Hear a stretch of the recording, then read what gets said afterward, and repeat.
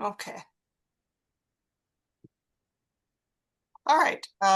So this is the GSC seminar series for fall 2025. For those who don't know, this is a part of the GSC. I'm just going to introduce our leadership team real quick. Our co-chairs are Rodney and Samuel.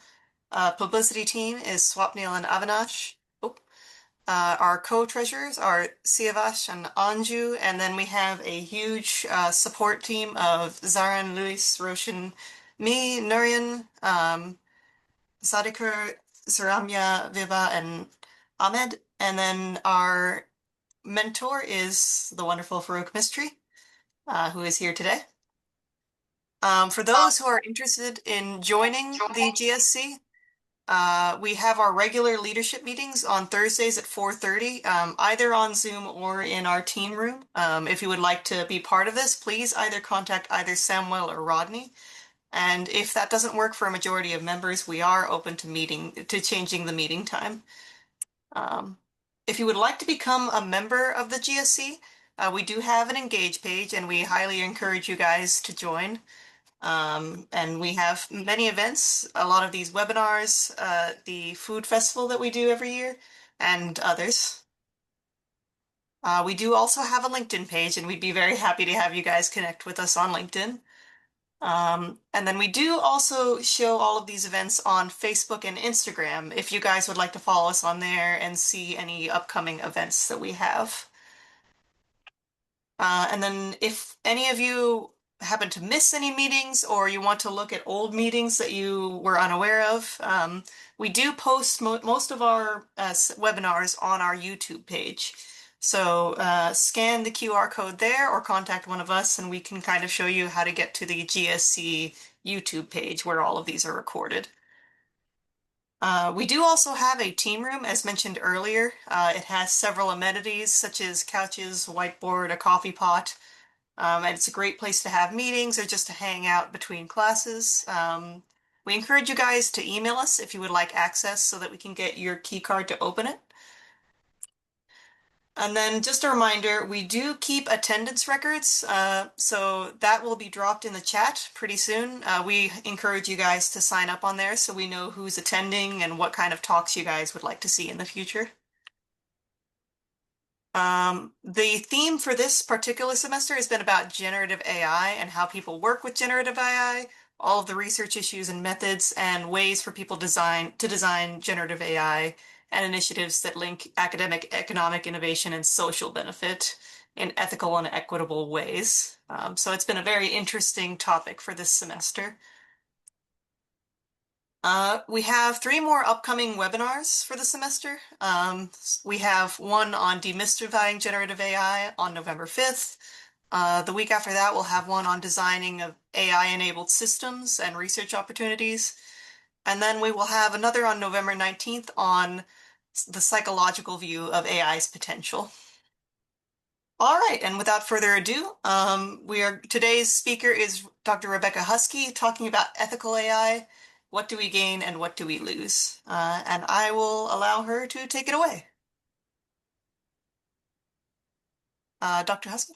Yes, thank you very much. I'm going to make sure I know how to use PowerPoint and Zoom. We've all been doing this for a while, and sometimes I still feel rusty. I really appreciate y'all taking time out of your day to be here and having me. My first slide, I just had some thoughts on y'all have introduced yourself and mentioned what types of engineering you are in. I will say my idea is to conduct this at least a little bit like I would a classroom. And that is to say, if you have questions or comments at any point, I hope you will feel free to chime in. And there are certain points when I will ask you for some input. So a little bit about me. My background is in religious studies with an emphasis in ethics and history of ideas. I have been teaching here at OU since 2007. The classes I teach are typically related to things from Greco-Roman antiquity, so history, literature, and philosophy, how those texts have been received and interpreted, what kinds of influence they've had on later thinking and later culture. Um, I should say that because of my background in philosophy, and just the way my mind works, I often end up with more questions than I have answers. I realize this may be somewhat unusual for a group of engineers. My intention today is to not drop just a load of questions in your lap, but rather give you some things to think about, some things that may be applicable to your own work. I'm also aware that there are many, many different types of engineers. Um, some of what I say may be more or less applicable to you depending on what your field is and what your goals are.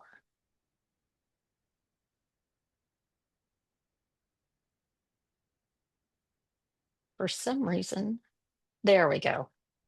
It wasn't letting me advance. I will give you three basic ethical frameworks. Um, and again, I don't know what y'all's backgrounds are. If you had an intro to ethics class as an undergraduate, some of this may sound familiar. And then after this, I will switch into talking about some things that are specific to artificial intelligence. Um, the first system is broadly labeled teleological. The main thinkers in this system are the ancient Greek philosopher Aristotle and the medieval European philosopher Thomas Aquinas. An act is determined as good, as I say here, if it aids in achieving a telos. This is where we get the word teleological. Um, this is the Greek word for a goal or an end or fulfilling a purpose.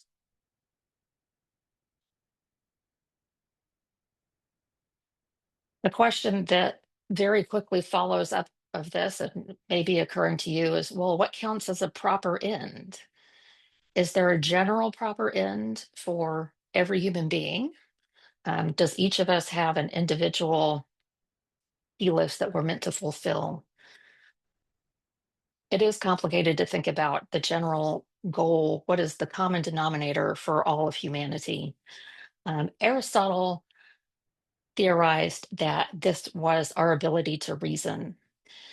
Now, I have to say, as a side note, much of human thought has put human beings at the pinnacle, well, at the pinnacle of everything, um, with the rest of the animal kingdom falling below us in some sense.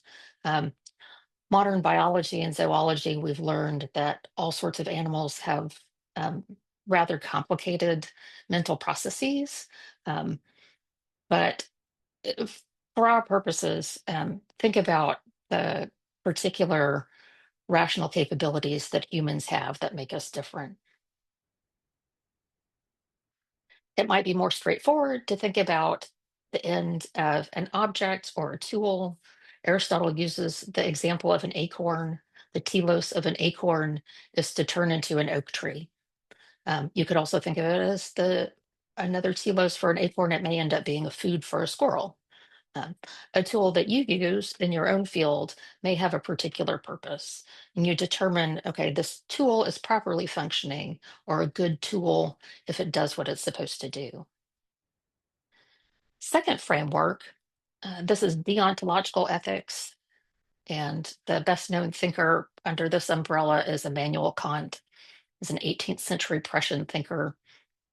He thinks of proper human action in terms of duty.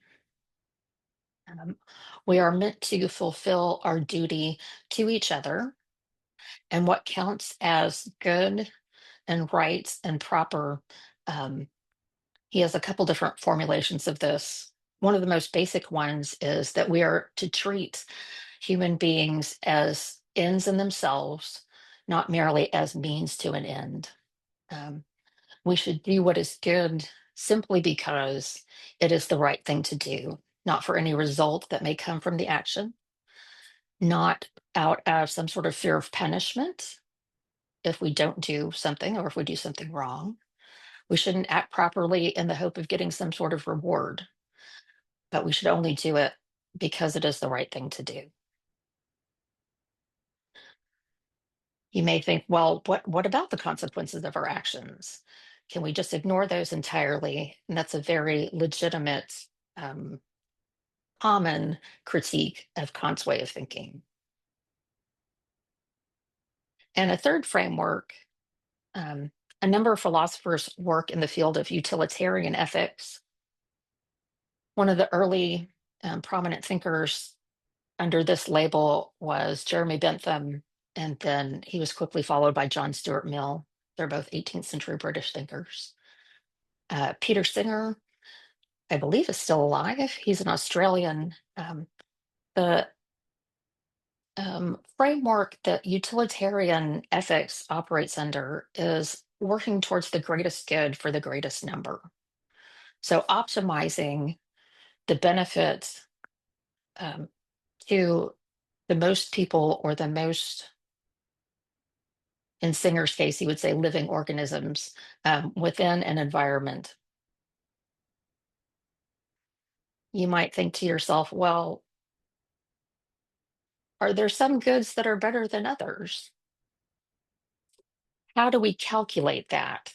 Um, are there different thinkers? They've come up with things like, some tried to develop like a point system, actually. It didn't work very well. Some sort of philosophical calculus to measure which goods are better than others. Um, and there's always the question, well, who gets to decide? Who creates the rubric? Who sets this metric? For your own field, you might think about, well, what is the ultimate goal of your type of engineering? And it's at this point that I would ask, if you are inclined, please put something in the chat. Is there a very broadly speaking goal for mechanical engineering or industrial engineering or whatever your field may be? I mean, I guess a goal in general for engineering is always improving on things in terms of efficiency. Like if you wanna like broadly describe what we all do is trying to do things quicker and faster, and that the telos is the good for humanity, like figuring out things that would be beneficial for generations to come. Yeah. Um, I think efficiency is definitely a desirable thing. Um, there's a lot of talk, and I'll sprinkle the rest of my talk with just viewpoints from the humanities. Um, People in history and English and classics, we've been talking some about, are there instances when we actually need to slow down, um, when efficiency isn't the only thing we might want to look at? If you said there was a duty that you have towards your field or your clients, would you say just making their lives better?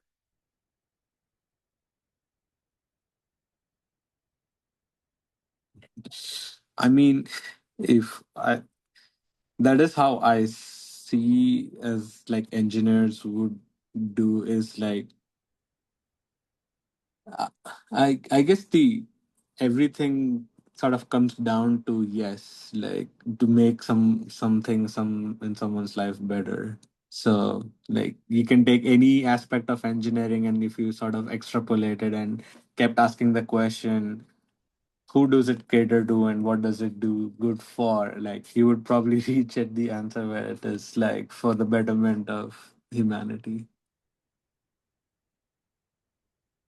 Okay. And Bean had put in the chat, forgive me if my manipulation here of Windows is. Are you able to see the in my screen? Have I covered up part of my slide with the? No, No, your no. slide is visible, the chat is only Okay. visible to you. Yeah. Okay. Yeah. Okay. Well, and Dean chimed in with getting a machine to do something that would otherwise require a human being's role. Um, and just in general, a greater good. Um, we want life to be better. We want it to be, um, we want people to flourish more. How we should bring that about, that's where things get interesting. So, what do we gain when we use artificial intelligence? Certainly, we gain efficiency. I'm guessing you all know um, how basic AI tools work, machine learning and large language models work. If you have a computer that can do millions of calculations much faster than any human being or group of human beings could do, that's a tremendous amount of power to be able to and be able to harness it. If you can train a model to look at data and make predictions based on that data, that could certainly be a very helpful thing. There are numerous scientific breakthroughs that are improving the quality of life. I have some examples, a few from here at OU and one who is not. I'm just starting to learn about this work at Carnegie Mellon, um, creating virtual cells to be able to decode the language of cells. Um, and I confess, I don't speak biology. So this is going to be very generic sounding. I know, though, that if we know that a thing works under certain conditions, a tool, our own bodies, a part of our bodies, um, it's also good to be able to know what happens when it doesn't work, so that we might be able to fix something, or find another way for that part to do what it needs to do. I have heard this creation of virtual cells as being a kind of holy grail within biology. And certainly, if this is a big step towards finding treatments for disease or cures, even, that would be wonderful. Storm prediction. Y'all may be acquainted with Amy McGovern in meteorology. She's using machine learning to predict severe weather. Definitely makes sense to have a person here in Norman doing that in the middle of Tornado Alley. Um, that can also be used throughout the world. Uh, the goal is to save lives and property. She has taken 40 some years of weather data, used it to train models, and working on faster and better predictions for storms. Um, brain machine interfaces, Andy Fagg in the College of Engineering. He's using AI tools to solve problems in neuroscience and motor behavior and improve control over prosthetics. I don't know that he has anything to do with prosthetic hands.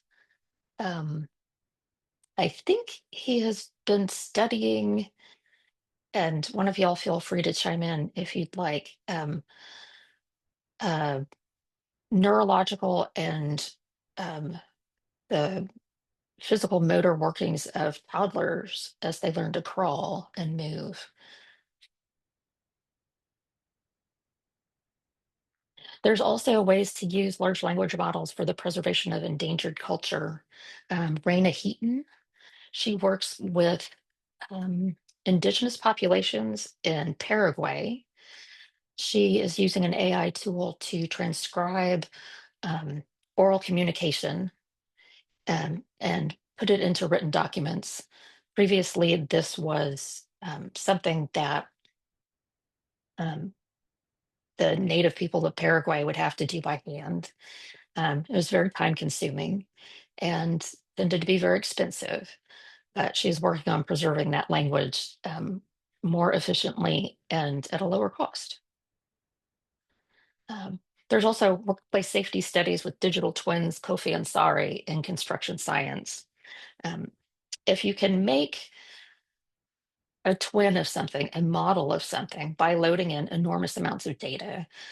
I feel like I'm not telling you anything new, but you can use all of that data to create scenarios to see what would happen, and be able to improve safety in a workplace in a construction site, without ever having to risk human life in the process.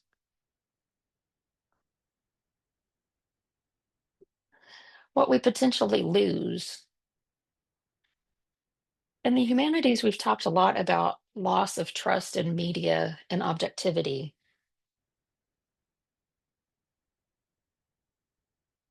Pardon me. It's very easy to lose trust in corporate entities. It's easy to lose trust in human beings, um, who may or may not be truthful in their communications with us. In terms of working with students, working with people who do academic integrity, to put it bluntly, um, large language model generated texts are a way for us to lie to each other. I don't know that's terribly widespread. Even if it isn't, though, I think that the possibility that exists is some reason for concern. There are facial recognition software problems. I'll mention a book at the end. A woman at MIT a few years ago was working with facial recognition software, and the software would not recognize her face. She realized when she had just a party mask on her desk, and this woman is Black. The mask was white. She takes the mask, puts it on her face, and then the software said, "Ah, that's a face." She said, "I have my problem to solve. This is the thing I'm going to work on."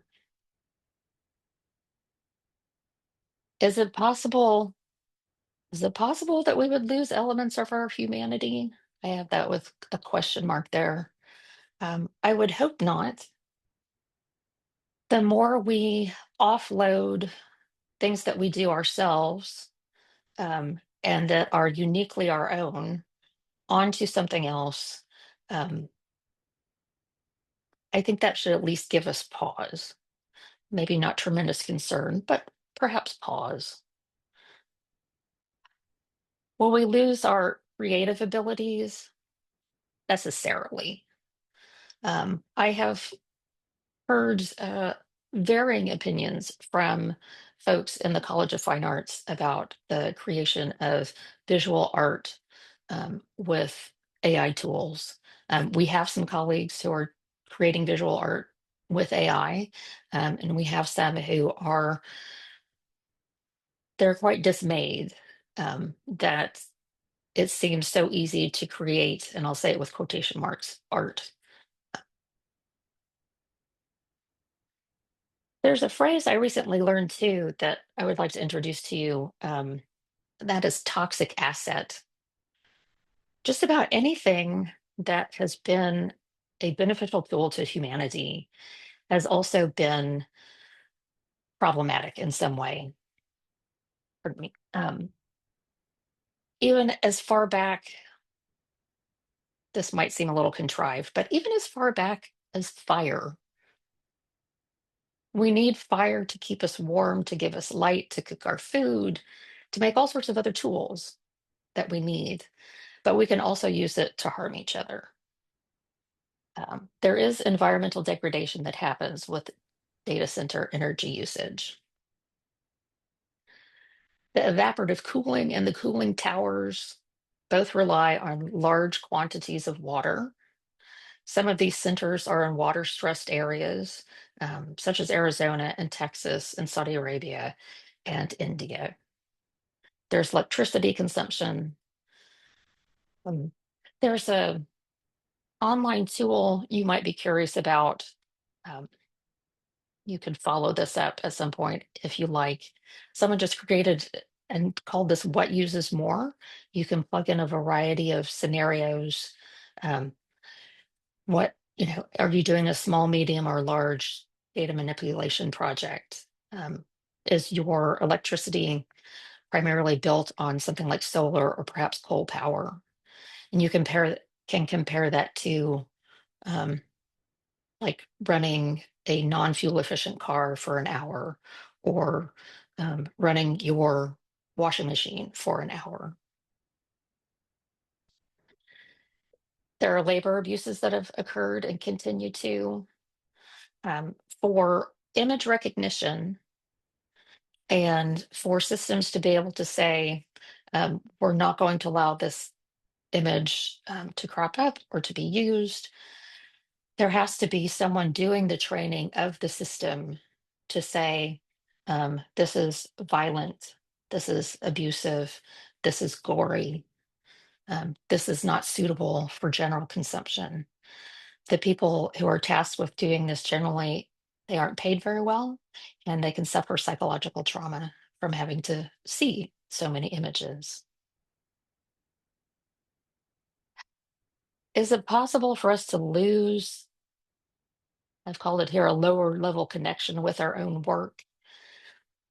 Perhaps I should put a question mark there at the end. I think perhaps it is possible. That may be the case in any field, in any facet of life. And I think it's certainly the case that we can't do without tools, without efficiency measures in some way. If you take just the basic task of feeding ourselves, it's not common that someone can grow their own food, hunt their own meat, mill their own flour, do all of those things for themselves. We rely on other people um, to provide us with food. It's still good to know what we're consuming, though. I think there may be something parallel within artificial intelligence. There's also the problem of sycophancy. An AI tool, especially if you're asking it to edit your work, it may say, "This looks great. You're wonderful." It says, "I'll be your best friend forever." The tools are created to keep us using them. Um, Microsoft and Google and OpenAI, um, they want us to use their tools. They want us to have a pleasant experience. So their default mode tends to be, unless you tell them, I want you to turn a very critical eye towards this. Um, they won't. They won't necessarily be entirely honest. I feel like I should say on the subject of writing, um, and this is something that I have begun asking my students: what do you gain if you have an LLM write a report for you? It may be more efficient.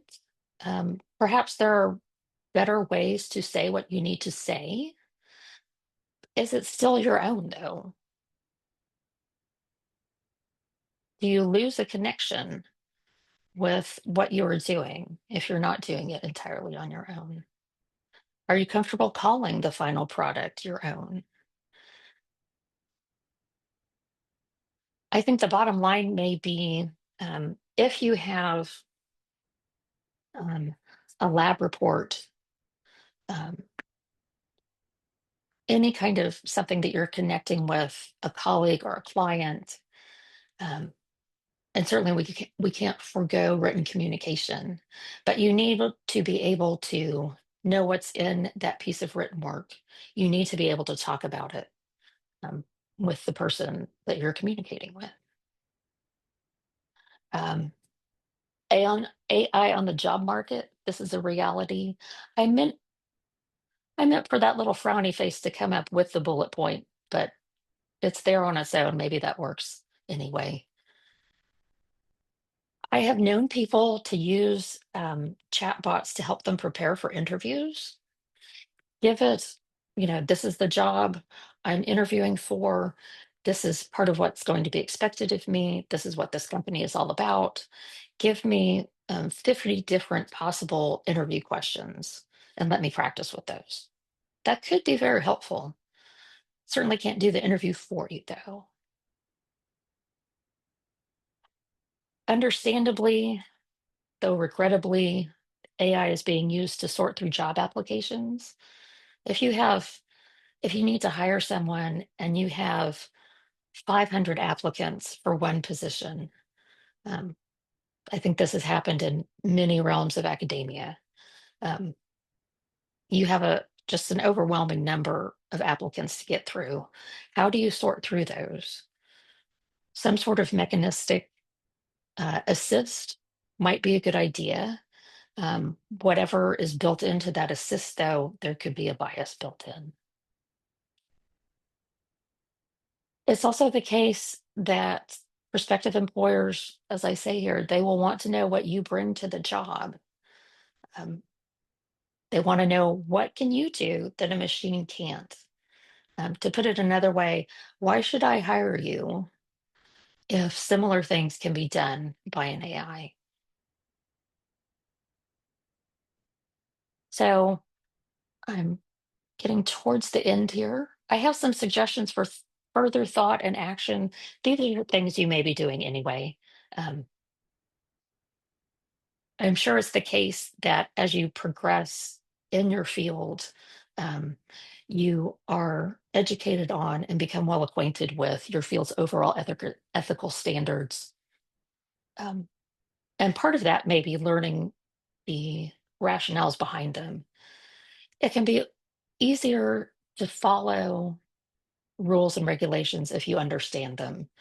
I'm not saying you should pick apart down to the very baseline um, why they do things the way they do in your field, but understanding some of what's behind the regulations can be helpful. Remind yourself about the people involved in your field. Um, in many instances, this may be built in, certainly if you're working with prosthetics, that's very much a human-centered kind of thing. Um, Other types of engineering, you may feel somewhat, a degree or two removed from the humans, but uh, keep them in mind. Remind yourself why you entered this field in the first place. When I thought about, okay, I'm going to be talking to grad students, it has been a while, but I can remember my own graduate school experience. When you're waist deep or deeper in the minutia and classes and projects of all of it, um, it can be exhausting. Um, so if you have a moment to reflect, well, why did I get into this in the first place? Sometimes that can help you re-energize yourself a little bit. Um, I don't know to what extent regulation within any given industry is a bad word. I have this perhaps unfair stereotype of industry um, and capitalistic systems as being anti-regulation. That may be very unfair on my part, but it is the case that regulations keep us safe. Think about, what will good regulation for AI look like? And then, as I've said before, can you explain and justify what you do? If someone says, that sounds like something that a machine could do, you can say yes and no, or no.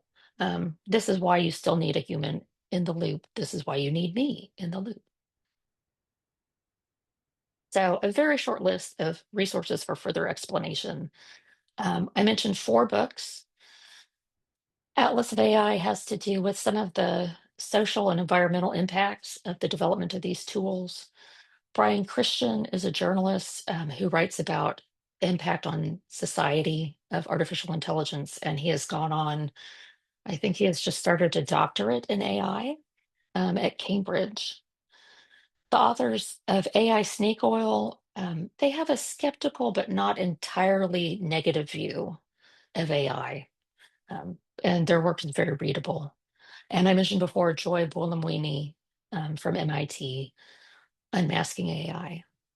If you're wanting shorter pieces, Mateo Wong's work in the Atlantic Monthly is very good. And he has, um, oh, medium length pieces about every other week. Thank you so much for attending. That is all I have to say. I have my email there. I know some of you may need to scoot in just a little bit, but I'm happy to keep discussing if you have questions. Alrighty, thank you so much, Dr. Huskey.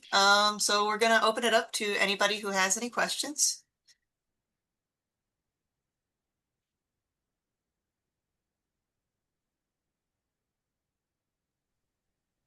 I'm catching up on the chat. I I may like the ask goals. my question if it's Yeah, possible. go ahead. No. Okay, yeah, it was great presentation, and thanks for actually giving some very insightful comments regarding AI and how it may change our life, and then kind of what would be maybe the impact, especially when we go to greater gain, like when we say greater good. So a lot of things we can consider as a greater good, but they can be different for different people. So what we should consider, for example, the greater good, is it kind of something would be common or generally would be something that can actually be, for each person can be different? That's one of my question. And the other one, when we say like maybe the greater good, AI can bring the greater good, then the question would be if it kind of job loss would be one of the options, maybe even it can bring greater good, but may not be something we expect. So if we consider, for example, job loss and what we get from AI, how we can actually compensate that through getting all this greater good. Make sense?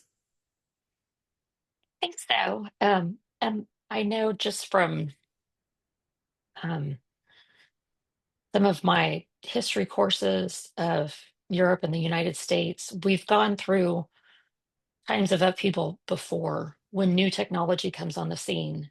Um, People, sometimes it can result in unemployment. Um, Even if that's temporary, that can be uncomfortable. It can be difficult for someone to have to learn a new skill set if what they were doing prior is not needed anymore. This goes back to, I don't have a specific date, it's early 19th century and what the Industrial Revolution and the use of um, big machines to manufacture textiles. Um, this is where we have the rise of the Luddite movement, the destruction of these tools, people worried about their own safety and job loss. Certainly, we can't all make our own clothes, or it would be very inefficient for us all to have to make our own clothes. So it's good that we have an industry that does that. Um, and it took some time for people who had been tailors and who had made clothes um, to be able to undergo that transition. Um, I think it remains to be seen. And I'm sorry I don't have a definitive answer. Um, it does remain to be seen just what kinds of changes AI tools will bring to the workplace. I've done some trial runs of um, the Google Coursera setup, um, and it could be beneficial. I certainly saw little pockets of um, this Google training that could be helpful, but I was skeptical. I also take I don't know if I should say take comfort when email came on the scene. And we have documentation of this. It was supposed to be a great time saver. We'd be able to continue with all sorts of other important, more meaningful work than just sending little memos and whatnot to each other. Well, um, I think, I don't know, I chuckled when I read that because so much of our day is consumed with email. Um, So if you consider these, like for example, the fairness of the AI market, and then that should be also part of the regulations they may put for the AI. Like for example, if you consider like fairness of the benefits we can get from AI and even the companies, do you think that should be also part of the regulations they may put for the AI? I think if I understand your question, um, I mean that there are a lot of benefits, but do we need to kind of regulate the benefits as somehow? This is what I'm thinking. If we can, for example, in some cases, say, for example, the benefits that, for example, companies can get from AI, it need to be distributed and kind of somehow it's not just, for example, a company get all the benefits from AI side. That should be something that we should also think about, or you think that may not be something that may have significant impact? I I would be in favor of, how to put it, redistribution of um, saving of resources to the people who are involved. I I don't think a handful of people in the world need to become scandalously wealthy, um, while other people are suffering. Now, how to go about that, how to go about making the change, um, I think that lies outside the parameters of our discussion. Um, but yeah, if these tools are generally going to be a benefit to everybody, we should think about all the different kinds of benefits, social, economic, um, and how they apply to everybody involved. I noticed, Karishma, you have your hand up. Go Thank you. ahead. That was very insightful. And you paced it in a way that we could actually tie your different thoughts together with our thoughts, at least for myself, that was true. I'd like to share one, a thought, and second, pick up on something you said and ask you a question, if that's okay. Absolutely. So the first thought I have is that people are actually integral to the development and the further advancement of AI. And sometimes we may forget that it's not actually job losses, but it can free up time, like you mentioned, from doing what we may not all need to do, so that we can then do more, part of which can contribute to the development of AI in a useful way. And this would apply to consumer AI, service AI, I mean, generative AI in every possible thing, so that we can actually retool how, whether it's a company or an education system, can achieve the goals that they have already set or come up with new goals for the future. Coming to the question of your background and how I was thinking about your contribution to AI, my question relates to that. From what little I know about you, there is an interest in your research in Indigenous people.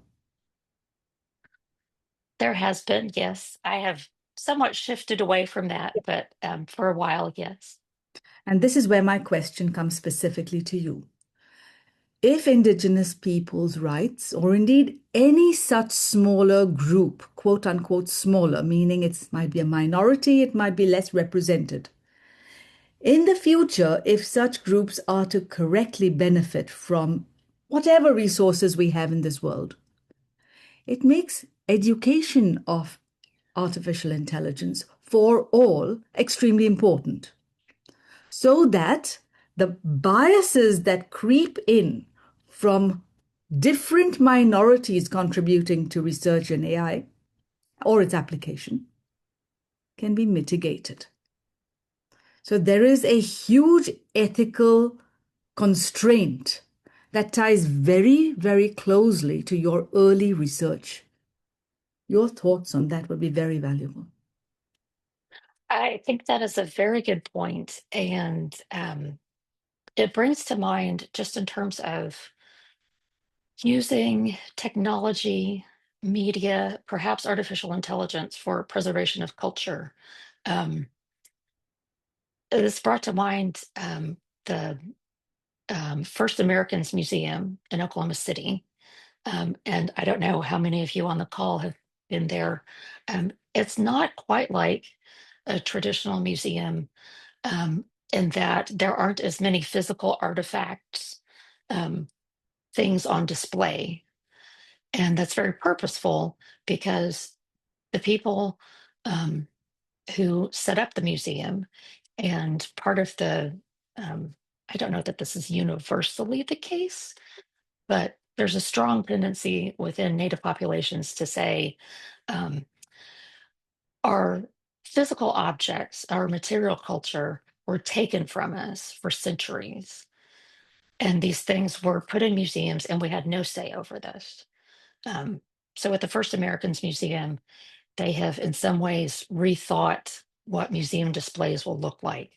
And they have their own, I think they might use this word, their own sovereignty over their material culture and how that's going to be put on display for others. And so I think it's probably the case with any anthropological project. And Raina Heaton, as a linguist, I can't speak for her, but I think she would be on board with this.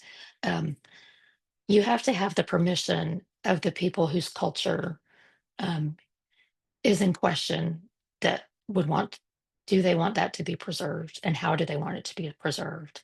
And I think you're absolutely right that a basic education of how artificial intelligence tools will work would be necessary for anyone involved.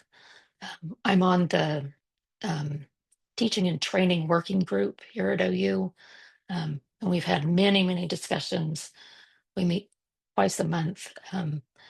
Just, how do current students and incoming students, what are the baseline things that they need to know about AI?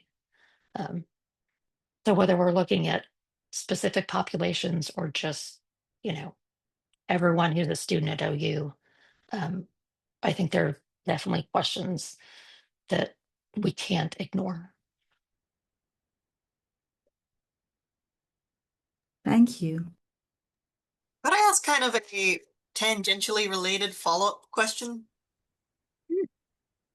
All right, so most of what I do is healthcare AI, so machine learning for predicting diseases and things. And one issue that I've been kind of dealing with is actually the notion of fairness in these kind of algorithms. In many cases, a lot of the algorithms will predict best for the majority population. So if you train the data on American populations, for the most part, it will do best with the white population at the expense of the minority populations. Right. There are methods for improving the results for the minority populations, but sometimes that comes at the expense of reducing the accuracy of the algorithm very slightly.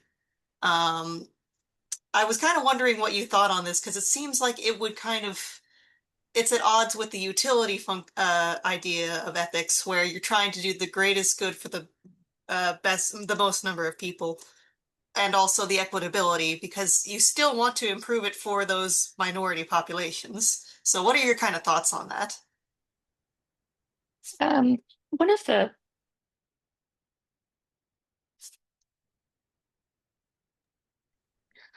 of the most useful phrases that I've heard, a couple things come to mind.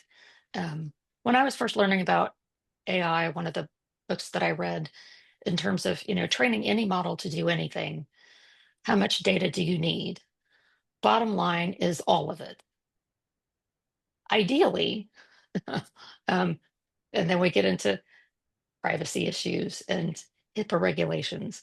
But to have perfected AI models for medical purposes, we would need all the data. Um, um, I have read a little bit, and you have probably in your studies read even more, just the interplay that happens between someone using an artificial intelligence tool for disease detection and staying current with their own skills. So a radiologist who uses AI needs to not forget how to read the tests themselves. I think that's probably the case with any use of AI. There's an analogy to be made with e-bikes. E-bikes serve a purpose, can get you where you need to go with less effort and more quickly. If you forget how to actually ride a bike, you're going to lose out because you're losing the benefits of the exercise, and perhaps you're losing out on something, just by doing it a little bit more slowly. I think as these tools develop, as people start to learn how to use them, we will continue to figure out what is the optimal level of use, and in what ways can these tools be targeted to general populations or to specific populations so that they can best serve people. I did want to, there was a comment in the chat about the possibility of AI progressing so far that we don't have to work anymore. And there are certainly some folks within artificial intelligence communities who have theorized that we will get to a point. In some instances, they're called AI boomers or utopianists, that we won't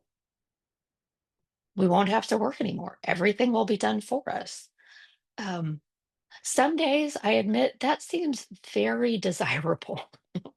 When I'm tired, and I wish I had a remote control for anything and everything, I think someone needs to invent that. But I realize too, even if we could get to that point, I'm not sure we genuinely want to get to that point. I think we need to think about what benefit we gain from having to do work, from having to put in some effort, having there be a little bit of friction when we have to learn something, having something be a little bit chewy or hard. And we may value what we gain through that process all the more if there's some effort involved in it.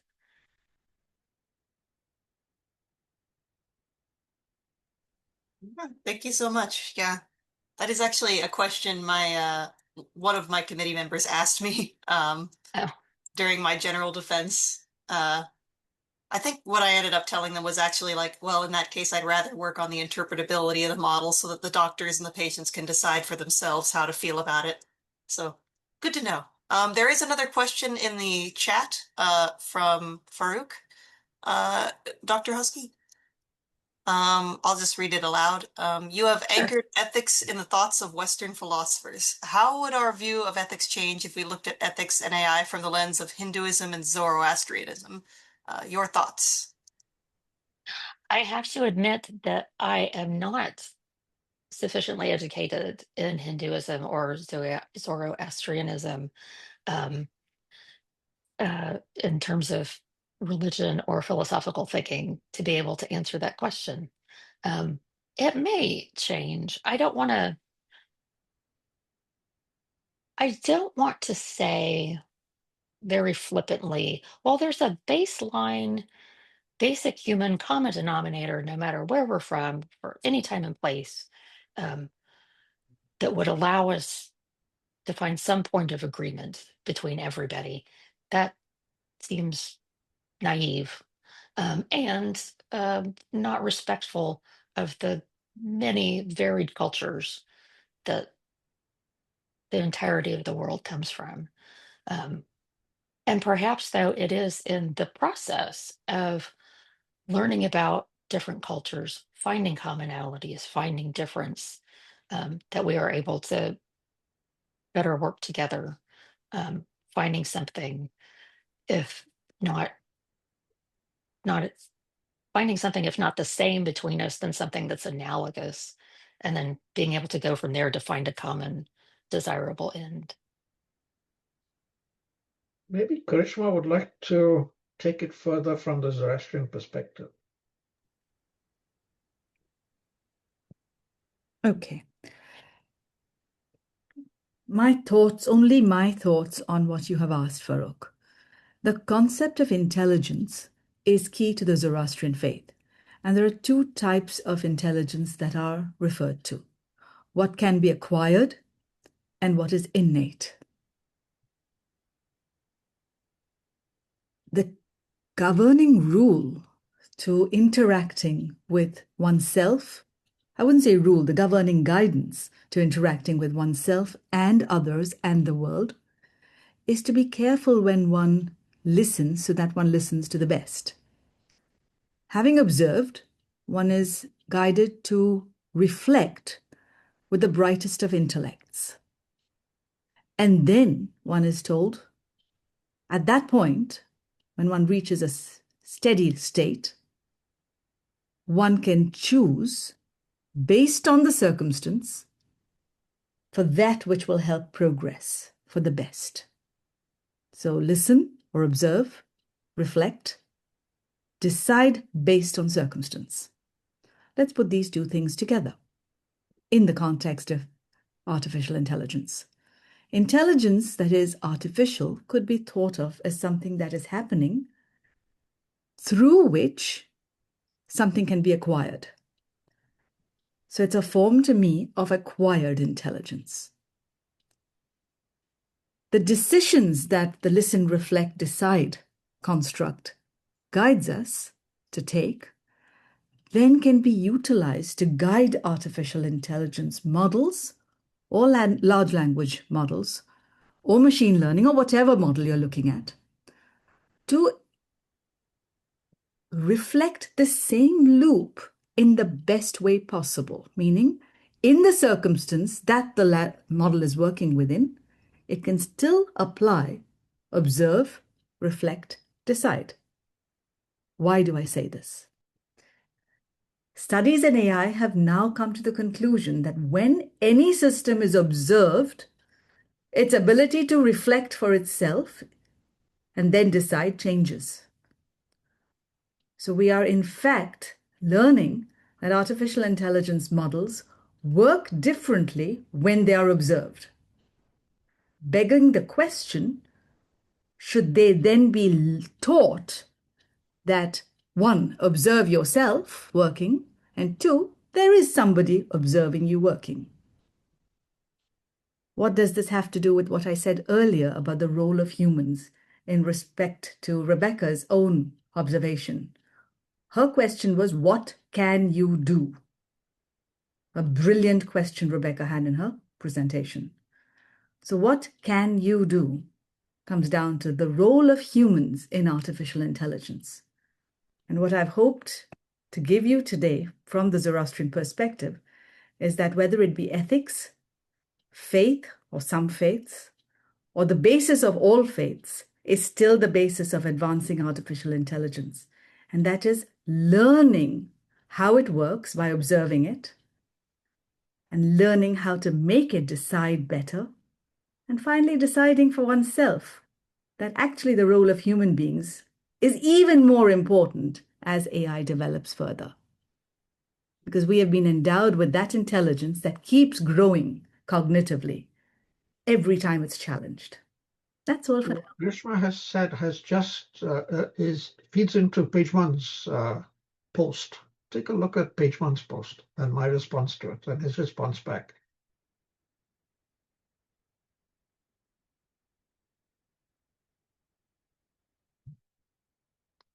Ridwan, would you like to raise the issue that you raised?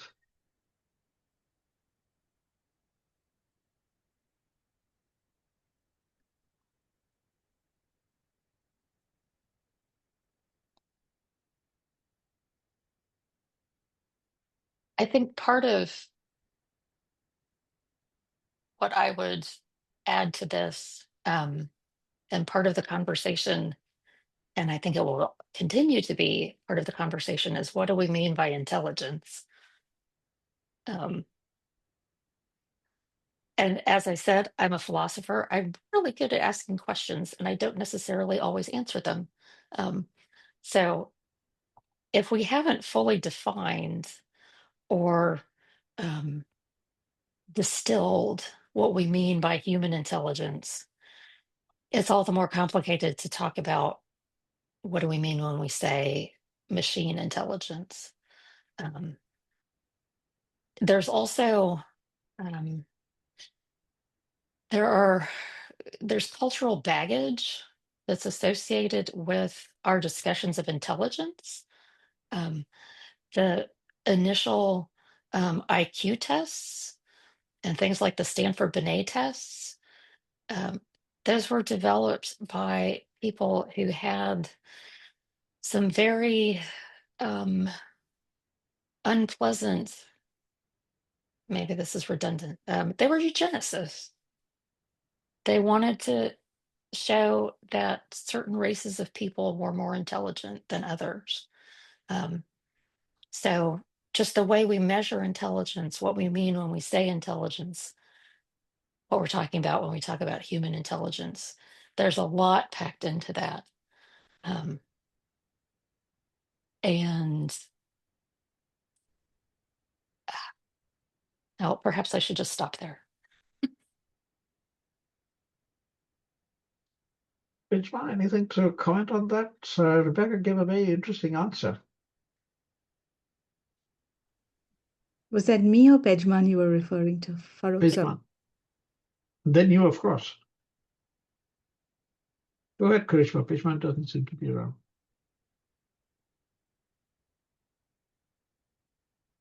Can't hear you, Karishma. As a response to that, I'd probably just like to point out something Rebecca said earlier regarding her work when she was raising questions, and that is building cells or observing cellular function using networks or artificial intelligence models. Having worked in computational neuroscience when the field was only a few years old, and this was 20 years ago, 23 years ago when the field was only a few years old, one realizes that molecules can be modeled. Neurons can be modeled. What we now call artificial neural networks are built upon similar systems. But what one also can realize from actually working with these models is that these real systems are degenerate, meaning whether it be at the genetic level or at cellular function at molecular level or at the network level of neurons, if one pathway is blocked, say by a mutation or by a drug, there are generally other pathways that can fulfill very similar or the same function. This is just how the human system or general living systems have evolved. Now, if we replace the word evolve with change, what it really implies that somehow models have changed with every challenge thrown at them over time. And those that have succeeded in surviving are there to be observed today. To model this is incredibly difficult at a cellular level or at the level of computational neuroscience. And what I observe today is that this question is not being addressed sufficiently in the systems engineering scenario. What is the outcome of this? If this is not sufficiently addressed, we're not really modeling neural networks, or neural networks are not modeling human intelligence in the best way they can. What would it mean for something like an aerospace engine if it had a degenerate pathway? Every time a challenge presented itself, it would have a solution within it. So how much can we do? Where is the role for both the conscience and the intelligence of a human being? It's always going to be there. And I think we've raised some really relevant questions today. So thank you, Rebecca, for taking us out of our box, as it were. Yeah. Helping us You're see. very welcome. And I have a few more minutes. One of my other OU duties is to advise undergraduates. So in 5 or 7 minutes or so, I should sign off. But if there are other, and I haven't kept up with the chat as much as I would have liked, I feel, and it's often the case. There is much more to talk about than any session, one particular session will allow. Um, but I can hang around for a few more minutes if you would like.